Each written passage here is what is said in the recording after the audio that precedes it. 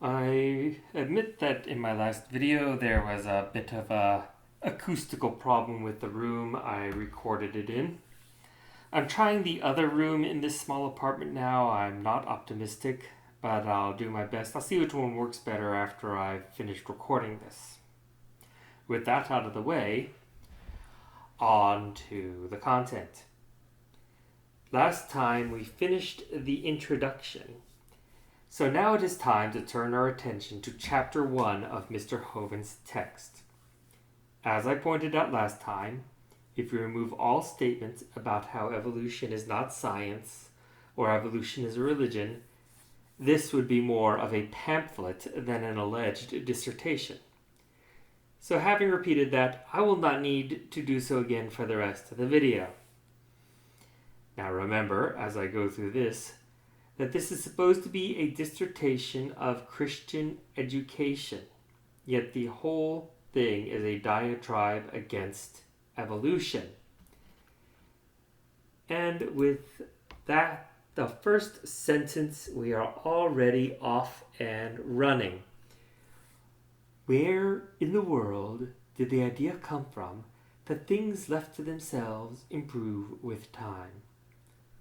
I'm not going to violate context. It is clear from the following text that this is his description of the theory of evolution.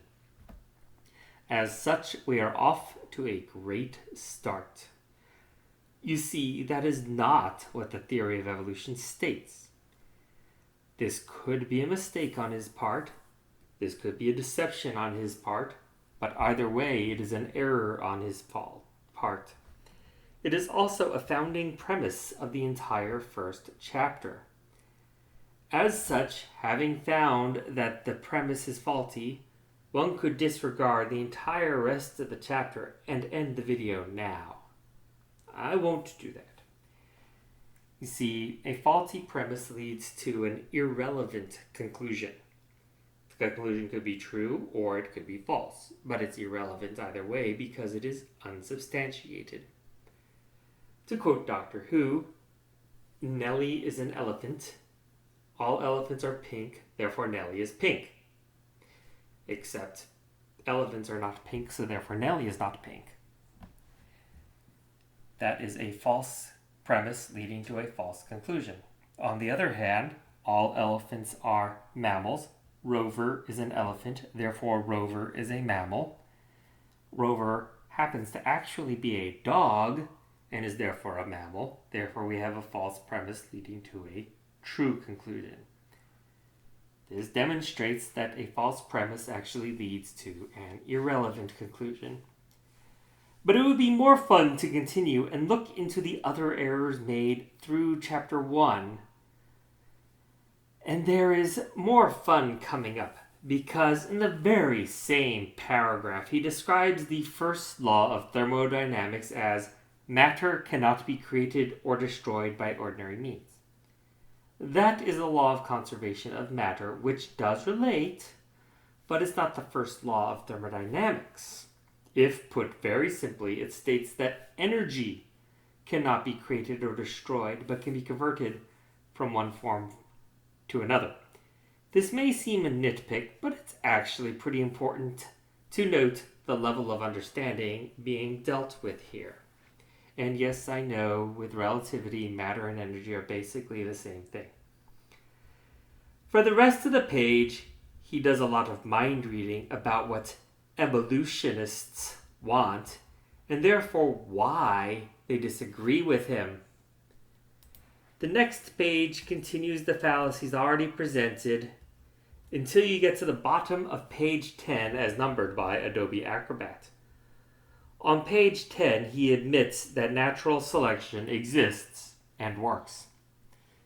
When I speak of evolution, I am not referring to small minor changes that naturally occur as animals have to make some adjustments to their environment.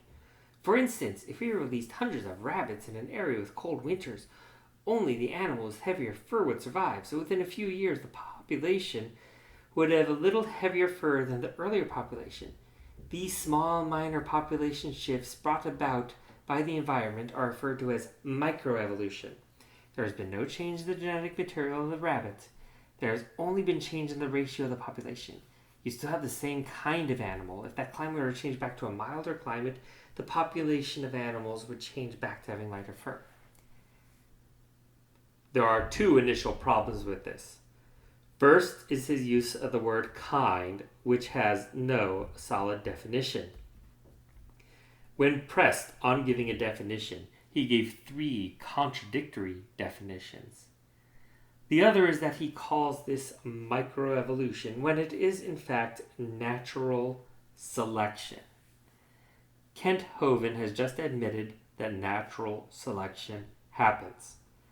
Since one of the best definitions of evolution is random mutation plus natural selection, he has just conceded half the case. Of course, the best definition is change in allele frequency over time, but he's not prepared to talk about that. The chapter actually gets interesting on the bottom of the next page, where Mr. Hovind states, without support of course, that evolution was authored by Satan.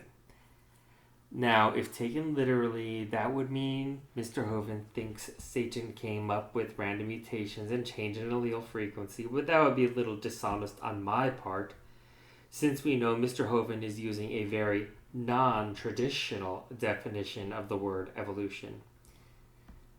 You have to skip over a few pages of him condemning pride and quoting irrelevant Bible verses. Going up to page 15, you get to the point of all this rambling. Self-improvement and self-reliance. Trying to improve yourself. That is committing the sin of evolution. Trying to be better than you currently are. That is the sin of evolution. So now, go by the local college and see all the students committing the sin of evolution. Then go by the local gym and see all the members committing the sin of evolution. This actually explains so much, because this explains why Mr. Hovind has never learned anything about evolution before or after having written this document. If he were to actually learn what evolution is, then he would be improving himself and therefore committing the sin of evolution. He also describes this sin as trying to be the pinnacle, the center of existence. Well, he does think he is the pinnacle of understanding evolution because he believes he is able to define it however he wants without any regard for reality intruding on his works. To quote Mr. Hovind, "This is what evolution teaches today, that man is the pinnacle, the ultimate." The actual real world theory of evolution teaches nothing of the sort, but Mr. Hovind isn't bothered by that. By his status as pinnacle arbiter, he gets to change the definition to whatever he wants. He elaborates with the story of Cain and Abel, where Cain tried to offer that which he worked to produce, while Abel offered up an animal as sacrifice. That was also the sin of evolution. Cain worked to provide for himself. Abel trusted he would be taken care of. Mr. Hovind doesn't work to provide for himself. He has chosen a line of work where he is dependent on those who actually do work, to do all the work for him, to provide for him. And even when he does get others to provide for him, he has shown some reluctance to honestly state his earnings, which in turn earned him some time in jail. But at least he didn't commit the sin of productivity, which is a form of the sin of evolution. Once that is all out of the way, the chapter gets messy. The rest of the chapter is allegedly tracing the doctrine of evolution through history via various philosophers, scholars, and other learned peoples.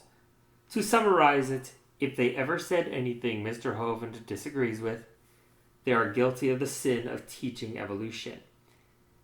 The oddest thing is that he continually conflates pantheism with evolution.